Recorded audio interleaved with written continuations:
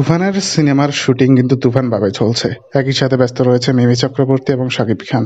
শাকিবের কয়েকদিনের ব্যবধানে বেশ কয়েকটি ছবি শুটিং সেট থেকে ভাইরাল হয়েছে, যে ছবিগুলো কড়া নিরাপত্তার মাধ্যমেও তুলে ধরা হয়েছে। যে ছবিগুলো দেখে ইতিমধ্যে দর্শকরা আয়ত্ত করে নিয়েছে সিনেমাটি কেমন হতে পারে। শাকিবের ভয়ানক লুক, মুখভর্তি দাড়ি, লম্বা চুল এবং কি তার সাথে ইন করা প্যান্ট শার্ট। অন্যদিকে আরেকটি লোকে গেঞ্জি পরাও দেখা গেছে, যেখানে জিম চলছে। অর্থাৎ সাকিবকে হয়তো একজন ভালো ট্রেনে দেখা যাবে এবং কি বডি বিল্ডার হিসেবেও থাকবে। মিমি চক্রবর্তীও ধরা দিয়েছে একটি সিনেমার শুটিং এর ক্ষেত্রে। তুফান সিনেমাতে মিমির লুকটা হয়তো ভিন্ন হতে পারে এবং তুফানের মধ্যে মিমি হয়তো অন্য ধর্মের একজন নারী হতে পারে।